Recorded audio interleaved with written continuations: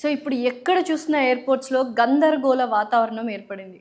బోలెడ్ అన్ని ఫ్లైట్స్, వందల కొద్దీ ఫ్లైట్స్ క్యాన్సిల్ అయిపోతున్నాయి, డీలే అవుతున్నాయి. ప్యాసింజర్స్ గురించి అసలు ఎవరు పట్టించుకోవట్లేదు. ఎందుకు ఇటువంటి సిట్యుయేషన్ వచ్చింది? ఎస్పెషల్లీ ఇండిగో ఎయిర్‌లైన్స్ మీద ఎక్కువ ప్రభావం చూపుతుంది. డీజీసీఏ రూల్స్ ఏం చెప్పాయి? ఇటువంటి సిట్యుయేషన్ గల కారణాలు ఏమిటి అనేది చాలా క్లియర్‌గా, డీటెయిల్‌గా ఎక్స్‌ప్లనేషన్ ఇవ్వడానికి మనతో పాటు సీనియర్ క్యాబిన్ క్రూ అండ్ అలాగే ప్రస్తుతం సీనియర్ క్యాబిన్ క్రూ ట్రైనర్, ఒకప్పట్లో సీనియర్ క్యాబిన్ క్రూ మెంబర్ ఉన్నారు స్వాతి గారు. ఆవిడని అడిగి మరిన్ని విషయాలు తెలుసుకుందాం.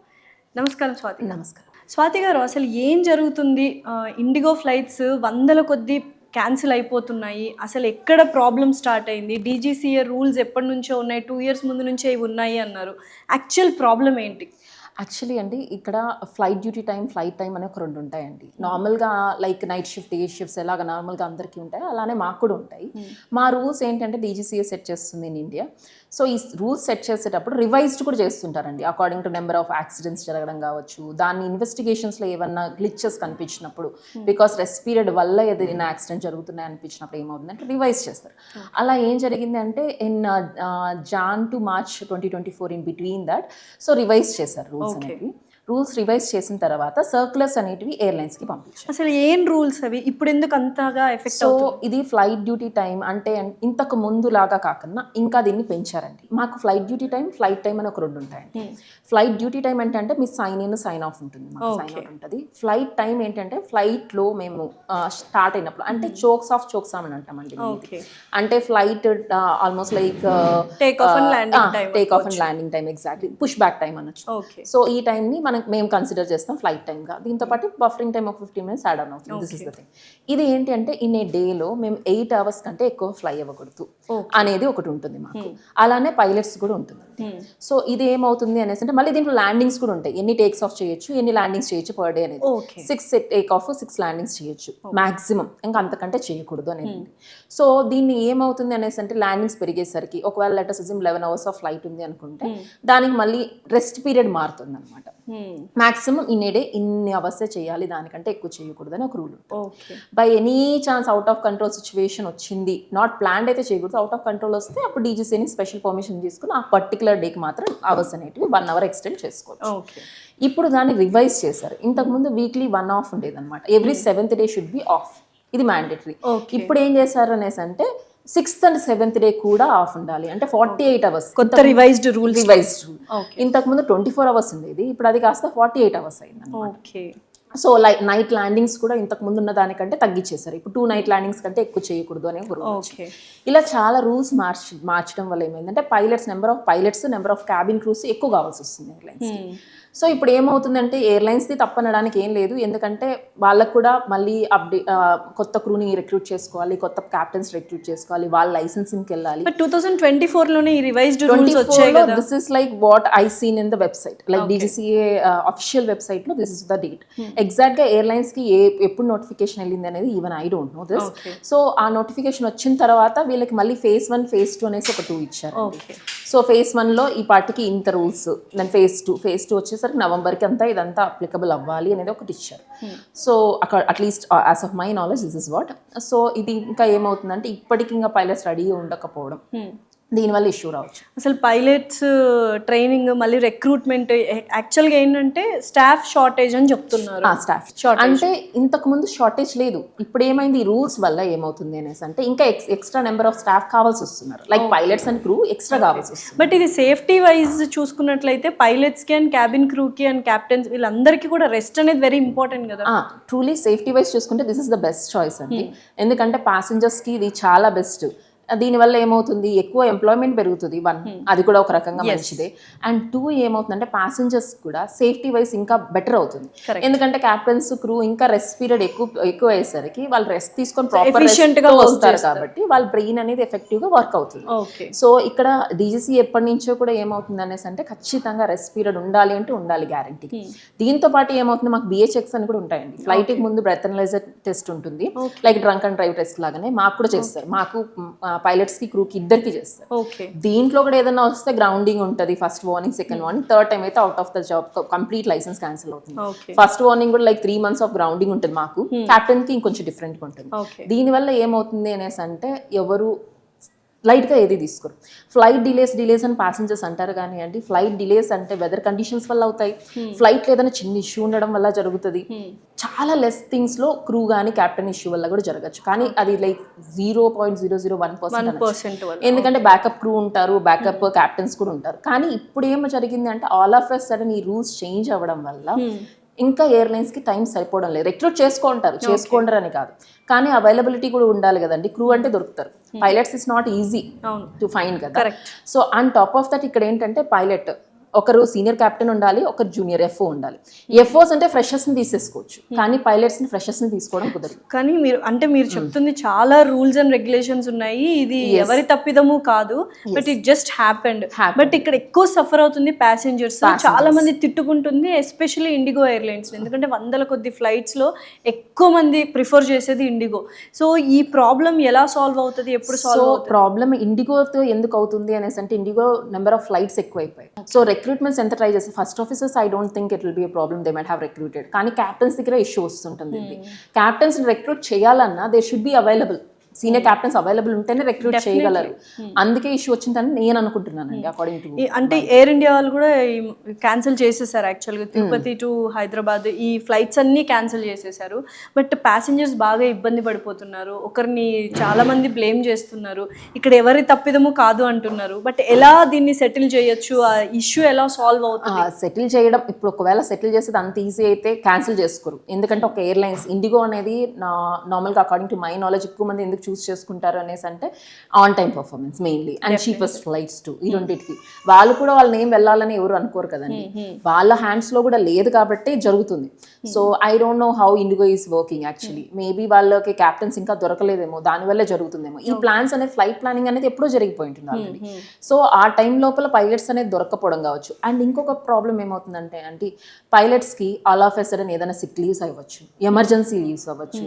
దిస్ ఇస్ సంథింగ్ లైక్ వాళ్ళు ఆల్రెడీ ప్లాన్ ఇంతమంది పైలట్స్ ఉన్నారు కదా, మేనేజ్ చేసేద్దాం అనుకున్నప్పుడు లాస్ట్ మినిట్ లో కొంతమంది పైలట్స్ సిక్ లీవ్స్ కానీ ఎమర్జెన్సీ లీవ్స్ కానీ వెళ్ళిపోయిండొచ్చు, ఏదైనా యాక్సిడెంట్స్ అయి ఉండొచ్చు వాళ్ళకు కూడా. Anything can be happen. I'm not talking about in flight, out flight కూడా ఏదో జరిగిండొచ్చు.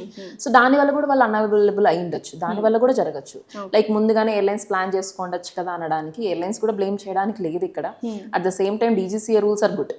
ఎందుకంటే ప్యాసింజర్స్గా మనం ఏమనుకుంటాం, ఒక చిన్న డిలే వచ్చినా సరే మన దాన్ని మాత్రం చూస్తాం, కానీ సేఫ్టీ వైజ్ చూసుకుంటే ఒక ఫ్లైట్ క్రాష్ అయితే దాంట్లో మనుషులు చనిపోవడమే కాదు, ఎకానమీ ఎంత పడిపోతుంది, ఎంతమంది జాబ్ లాస్ అవుతారు, ఇవన్నీ ఫ్యామిలీస్ రోడ్డుకి వచ్చేస్తాయి. అండ్ టాప్ ఆఫ్ దట్ అన్నిటికంటే ఎక్కువ చూసేది ఏంటంటే మనిషి లైఫ్కి చాలా ఇంపార్టెన్స్ ఇస్తుంది. సో డిలే అనేది రీజన్ అనేది కనుక్కుంటే మనకు తెలుస్తుందండి. ఒక చిన్న ఎయిర్ ఇండియా యాక్సిడెంట్ జరిగిందండి, ఒకవేళ ఒక 2 hours ఫ్లైట్ డిలే అవ్వడం మేళ, ఒక ఎయిర్ ఇండియా క్రాష్ జరగడం ఇలాంటి ఏది చూస్ చేసుకుంటాం. 2 hours 24 hours అయినా ఇట్స్ ఫైన్. అన్ని లైఫ్స్ కి వి కాంట్ డూ దట్. అందుకే ఎయిర్లైన్స్ ఇక్కడ డీలే కాదు కదా, క్యాన్సిల్స్ చేస్తున్నారు. అంటే వీసా ఇంటర్వ్యూస్ ఉంటాయి, మెడికల్ ఎమర్జెన్సీ ఉంటుంది, family functions. Okay, family functions ఈ రెండు are very important. Yes, I understanding. Even నేను కూడా అది ఫేస్ చేస్తాను కాబట్టి నాకు కూడా అర్థమవుతుంది. సో ప్రాబ్లమ్ ఈస్ ముందుగానే ఎయిర్లైన్స్ చేయాల్సిన స్టెప్ ఏంటి అంటే ముందుగానే ప్లాన్ చేసుకొని క్యాన్సిల్ చేస్తే దానివల్ల ఏంటి ప్యాసింజర్స్ అట్లీస్ట్ బై రోడ్ వెళ్ళడము, వేరే ఆల్టర్నేట్స్ చూసుకుంటారు, వేరే ఫ్లైట్స్లో వెళ్ళడము చూసుకుంటారు. కానీ ఎయిర్లైన్స్లో ఇప్పుడు ప్రాబ్లం ఏంటంటే వాళ్ళు like I said maybe last మినిట్లో క్యాప్టెన్స్కి ఏదైనా ఇష్యూ జరిగి రాకపోయిండొచ్చు, అలాంటి జరగడం వల్ల కూడా ఇష్యూ వచ్చిండొచ్చు. బట్ ఇప్పుడు ఎగ్జాక్ట్గా ఈ డీజీసీఏ రూల్స్ అనేవి మనకు 2 years బ్యాకే ఉన్నాయి. ఇండిగో వాళ్ళు కానీ ఎయిర్లైన్స్ వాళ్ళు కానీ అంత సీరియస్గా తీసుకోలేదు. ఈ 2 yearsలో వాళ్ళు రిక్రూట్మెంట్ చేసుకొని ఉండొచ్చు, ట్రైనింగ్ ఇచ్చి ఉండొచ్చు కొద్దిగా. అంటే ఇంత భారీగా క్యాన్సిల్ చేయాల్సిన అవసరం ఉండేది కాదు if they have taken it very seriously DGCA రూల్స్ని అని కొంతమంది వాదిస్తున్నారు. దానికి మీరేమంటారు? What I'm thinking is on from their side also I'm just thinking ఎవరైనా డిలేస్ చేసుకుంటే వాళ్ళకే లాస్. ఇప్పుడు ప్యాసింజర్స్ నేమ్ పోతుంది, ఫేమ్ పోతుంది, and top of that money loss కూడా జరుగుతుంది. సో ఇది ఎయిర్లైన్స్ కూడా కావాలనుకోదు కదండి, వాళ్ళ చేతిలో ఉంటే for sure they might have did it. మన ఇండియాలో ఏంటంటే అండి రూల్స్ ఫాలో అవ్వం మనం. సో వీల్ గో ఓకే, ఒక పొల్యూషన్ చెక్ ఈ టైం లోపల చేయాలి, కార్కి లోపల దీన్ని స్టాప్ చేయాలి 15 years లోపల అన్నా కూడా మనం వెళ్ళిపోతూ ఉంటాం, ఎందుకంటే ఇది ఆన్ రోడ్ అంత పట్టించుకోరు. కానీ డీజీసీఏ రూల్స్ అలా చేయడానికి లేదు. ఒక చిన్న మిస్టేక్ చేసినా సరే ఎయిర్లైన్స్ లైసెన్స్ మీద అది ఎఫెక్ట్ పడుతుంది. So for sure they might have not taken that kind of risk. ఖచ్చితంగా వాళ్ళైతే ట్రై చేస్తుంటారు. నాకేమనిపించింది అంటే ఇన్ఫ్యాక్ట్ మీతో మాట్లాడుతున్నప్పుడే నాకు అనిపించింది మేబీ ఏమైంటుంది సీనియర్ క్యాప్టెన్స్ దొరకడం కష్టం అవుతుంటుంది. That's what I'm thinking. So hiring అనేది వెరీ హైరింగ్ అనేది టఫ్, ఎందుకంటే సీనియర్ క్యాప్టెన్స్ దొరకడం అంత ఈజీ కాదండి. సో క్రూ కంటే మాకు 1000 ఫ్లయింగ్ అవర్స్ కానీ 1 year ఆఫ్ ఎక్స్పీరియన్స్ ఉంటే మేము సీనియర్ క్యాబిన్ క్రూగా అయిపోవచ్చు. సో మీరు ఇండిగో తరపు నుంచి ఎయిర్లైన్స్ తరపు నుంచి because you are the member of అంటే ఎయిర్లైన్స్ తరపు నుంచి మాట్లాడుతున్నారు కాబట్టి, బట్ ఇక్కడ ప్యాసింజర్స్ అయ్యప్ప స్వామి మాల వేసుకున్న వాళ్ళు చాలా మంది వెళ్తున్నారు పాపం. It is a religious and emotional kind of thing. చాలా మందికి అక్కడ క్యాన్సిల్ అయిపోయాయి, they have to take buses. ఈ ఇబ్బందులన్నీ పడుతున్నారు. కొంతమందికి మెడికల్ ఎమర్జెన్సీస్ ఉన్నాయి, చిన్నపిల్లలు ఉన్నారు, అసలు ఫ్లైట్ డీలే అంటున్నారు. ఏది పర్ఫెక్ట్గా అనౌన్స్ చేయట్లేదు, అంటే అట్లీస్ట్ అది ఏది కరెక్ట్గా చెప్పట్లేదు, మాకు కన్వే చేయట్లేదు, మాకు ఇన్ఫర్మేషన్ కూడా కరెక్ట్గా ఇవ్వట్లేదు అని అక్కడ ప్యాసింజర్స్ చాలా మంది గోల పెడుతున్నారు. అట్లీస్ట్ క్యాన్సిల్ అయిందా, డీలే అయిందా, what are the next arrangements, ఇవన్నా చూసుకోవాలి కదా. అంటే పాయింట్ ఆఫ్ టైం స్పాంటేనియస్ గా అవి చూసుకోవడానికి అయితే ఉండొచ్చు కదా, హైరింగ్ కాకపోయినా ఈ ప్రాబ్లమ్స్ అన్ని సాల్వ్ చేయాలి. This is what even I felt like even నేను ప్యాసింజర్ గా ట్రావెల్ అయిందాన్ని. ఇన్ఫాక్ట్ నేను ఫ్లై చేసే టైంలో ఎప్పుడన్నా ఇలాంటి చిన్న డిలే ఏదైనా జరిగినా కూడా we use to do announcement. మేము పర్సనల్ గా మేము ఒక అనౌన్స్మెంట్ చేసేవాళ్ళం. ఎవరికైనా కనెక్టింగ్ ఫ్లైట్స్ ఎవరైనా ఉంటే ఫస్ట్ వాళ్ళని ఆఫ్లోడ్ చేసి వాళ్ళని తొందరగా కనెక్టింగ్ ఫ్లైట్స్ తో మా ఎయిర్లైన్స్ వాళ్ళు ఆల్రెడీ మాట్లాడి ఇలాంటివి మేము చాలా చేసాం. ఓకే, ఎందుకంటే మాకు తెలుసు కదండి వాళ్ళ పెయిన్. ఇంత కనెక్టింగ్ ఫ్లైట్ ఒకటి మిస్ అయిందంటే ఎంత లాస్ అవుతుంది. అండ్ వాళ్ళు దేనికోసం ట్రావెల్ అవుతుంటారో తెలియదు మనకి. ఇంటర్వ్యూస్ కావచ్చు, వాళ్ళ ఎంటైర్ లైఫ్ దాని మీద డిపెండ్ అయ్యి. యా, ఇట్స్ లైక్ ఆబ్వియస్లీ నాకు కూడా ఒక్కోసారి ఎయిర్లైన్స్ లో ఫ్లైట్ టికెట్స్ బుక్ చేసుకోవాలని నాకు కూడా అనిపిస్తుంది, ఎక్కడైనా క్యాన్సిల్ అయితే ఎలా అనేసి ఒక భయం అనేది ఉంటుంది. సో ఇవి కానీ మాక్సిమం ఎయిర్లైన్స్ చేయకూడదని అనుకుంటాయండి, కానీ జరుగుతాయి. ఇప్పుడు ఆన్ రోడ్ లో కూడా మనం చాలాసార్లు స్ట్రక్ అయిన సిచ్యువేషన్స్ ఉన్నాయి కదా. సో ఇలాంటి జరిగే ఛాన్సెస్ ఉన్నాయి. కానీ ఇప్పుడు ఏంటంటే మీరు అన్నట్లు ప్రాపర్ ఇన్ఫర్మేషన్ అయితే ఎయిర్లైన్స్ ఇవ్వాలి. As soon as they get to know they have to pass the information. Definitely. So that way అంటే వేరే ప్లాన్స్ అన్న చేసుకుంటాం. వేరే plans like you said air India ఇప్పుడు ఆల్రెడీ క్యాన్సిల్ చేశారు. వాళ్ళకి వెంటనే రోస్టరింగ్ లో అర్థం అవ్వగానే ఇంతమంది లేరు అనేసి తెలియగానే వెంటనే క్యాన్సిల్ చేసేసారు. ఇక్కడ ఇండిగోలో ఏమైతుంది అనేసి అంటే చాలా ఫ్లైట్స్ ఒకటే అట్ ఏ టైం అవుతున్నాయి. సో లాస్ట్ మినిట్ వరకు క్యాప్టెన్స్ గురించి ఎప్పుడు తెలిసిన వెంటనే at least they can cancel that flight. So might be they are thinking like ఇంకొక క్యాప్టెన్స్ ఆ ఫ్లైట్ డిలే చేసి ఇక్కడ పంపించడం, అలా ఏదైనా షఫ్లింగ్ చేస్తున్నారో ఏంటో తెలియదు. Planning, it's all depends upon the planning team over there. Rostering team మీద డిపెండ్ అయి ఉంటుందండి. సో వాళ్ళు కూడా చేయాలి ప్రాపర్. వాళ్ళు పాపం గ్రౌండ్ స్టాఫ్ మీద అందరం అరుస్తాం కానీ అండి, క్యాబిన్ క్రూ మీద నెక్స్ట్ లెవెల్లో క్యాబిన్ క్రూ మీద అరుస్తారు. కానీ గ్రౌండ్కి ఇన్ఫర్మేషన్ అనేది హైయర్ అథారిటీ వాళ్ళ దగ్గర నుంచి రావాలి. వాళ్ళు ఏది వస్తుందో అదే వీళ్ళు ఇవ్వగలరు. సో ఈ సిచ్యువేషన్ వల్ల ఇండిగో ఎయిర్లైన్స్ కానీ డీజీసీఏకి మధ్య ఏమన్నా అంటే డిస్ప్యూట్స్ వచ్చే రీజన్స్ కానీ సిచ్యువేషన్స్ కానీ అలా ఏముండవండి. ఖచ్చితంగా ఏమవుతుంది ఇప్పుడు రీసెంట్ గానే జస్ట్ మీరు వచ్చే ముందే నేను I seen one news stating that weekly ఏదైతే లిమిటేషన్స్ ఉన్నాయో ప్రస్తుతానికి right now they had removed it. So that operations జరగడానికి. So even IndiGo will sit and talk with DGC right no, కొంచెం మాకు టైం ఇవ్వండి, ఆ లోపల మేము సెట్ చేసుకుంటామని ఏదో మాట్లాడుకొని they are going to sort it out for sure, they are going to. కానీ దీనివల్ల ఎఫెక్టివ్గా ఏదైతే డీజీసీ ఇచ్చిందో అది స్టెప్ బ్యాక్ చేయకన్నా కరెక్ట్గా దాంట్లోనే ఉంటే అందరికీ అది సేఫ్టీ అండి. కాకపోతే ప్యాసింజర్స్ టికెట్స్ అనేది ఇంకొంచెం ప్రైస్ పెరగచ్చు, ఎందుకంటే పైలట్స్ నెంబర్ ఆఫ్ పైలట్స్ పెరుగుతారు, క్రూ పెరుగుతారు, అప్పుడు వాళ్ళ శాలరీస్ అనేది కూడా ఎఫెక్టివ్గా వీళ్ళ మీదే పడుతుంది. బట్ సేఫ్టీ బాగుంటుంది కదండి. Safety is definitely the first priority for us. So that way it is good. అయితే ఇప్పుడు మనం ఇన్ని రోజులు ఇన్ని మంత్స్ అని అయితే చెప్పలేమంటారా అసలు ఈ సిచ్యువేషన్ సర్దుమనిగేది అన్నట్టుగా? I don't think it will take months. Weeks పడుతుంది. Maybe within this month they are going to sort it out for sure. ఎందుకంటే వాళ్ళు అంత అన్ప్లాన్డ్ గా ఎవరు ఉండరు. వాళ్ళ ఫ్లైట్ ఒకటి క్యాన్సిల్ అయిందంటే యాక్చువల్లీ ఏమవుతుందంటే ఫ్లైట్స్ ఉన్నాయి, ఫ్లైట్ లేకనా లేదు. ఒక ఫ్లైట్ ఎయిర్పోర్ట్ లో పార్కింగ్ బేలో ఒక 1 minute ఉన్నా సరే దాని ఛార్జెస్ లాక్స్ అండ్ లాక్స్ లో ఉంటాయి. అలాంటప్పుడు ఒక ఎంటైర్ డే ఒక ఫ్లైట్ ఉంది అంటే ఎంత ఛార్జెస్ పడుతుంది airlines. And tickets, passengers tickets అన్ని క్యాన్సిల్ అవుతున్నాయి ఒక అంటే అది ఎంత it's like in Ciaz the money is. Airlines అంత లాస్ చేసుకోవాలనుకోదు కాబట్టి I'm sure they might have planned in NISER way. Maybe couple of డేస్లో ఇది సార్ట్ అవుట్ అవుతుందని నేను అనుకుంటున్నా. Maybe by this month they should sort it out. Okay Swathi గారు, ఇప్పుడు ఇంత సిచ్యువేషన్ జరుగుతుంది కదా, ఫర్ ఏ చేంజ్ అంటే కొంచెం డిఫరెంట్గా ఆలోచించినట్లయితే ఈ డీజీసీఏ రూల్స్ అండ్ క్యాబిన్ క్రూకి కానీ పైలట్కి కానీ ఆ రెస్టింగ్ అవర్స్ అనేవి మనం పెంచాలి for the quality of work అన్నారు కదా. ఆ రెస్టింగ్ పీరియడ్ ఉండడం ఎంత ఇంపార్టెంట్? ఎందుకంటే ఫ్లైట్లో ఏ చిన్నది జరిగినా విత్ ఇన్ సెకండ్స్లో డెసిషన్ అనేది తీసుకోవాలి.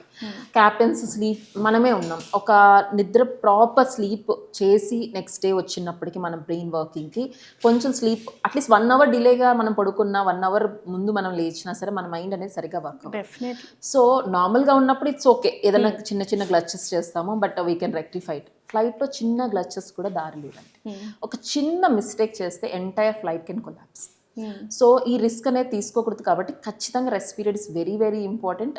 నేను ఆల్రెడీ క్యాబిన్ క్రూగా వర్క్ చేశాను కాబట్టి ఎగ్జాస్ట్ అయిపోతుండే వాళ్ళం మేము కూడా. మాకు వీక్లీ 1 డే ఆఫ్ వచ్చినప్పటికీ అనిపిస్తుంది బయట వాళ్ళకి చూడడానికి ఏముంది, 1 డే ఆఫ్ ఉంది, 1 డే హోమ్ స్టాండ్ బై ఉండి 2 days ఉన్నాయి కదా అనేసి.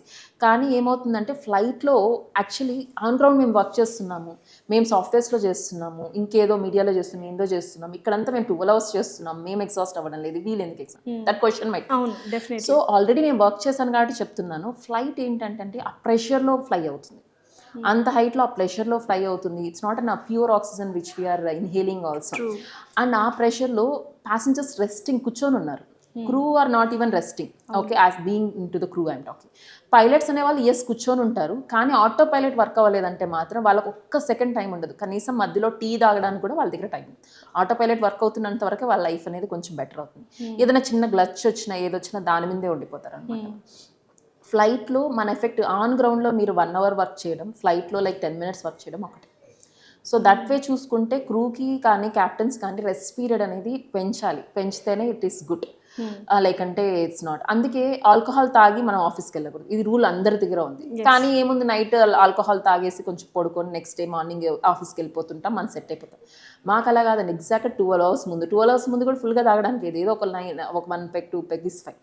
లేదంటే ఏమవుతుంది, ఆ BHX మన ఆ రోడ్ మీద కూడా చేస్తుంటారు డ్రంక్ అండ్ డ్రైవ్ అనుకోండి, కానీ అలా కాదు, ఇది చాలా ఎఫెక్టివ్గా ఒక రూమ్ అంటూ ఉంటుంది, దీనికి ఒక CCTV క్యామ్ ఉంటుంది, ప్రాపర్ డాక్టర్ వచ్చి చేస్తారు, DGC ఎవ్రీ టైం ఉంటుంది. ప్రతి flight cabin crew and pilots కి ఇద్దరికి ప్రీ ఫ్లైట్ చెక్స్ అంటాం, ప్రీ ఫ్లైట్ BA అంటాం అనేది.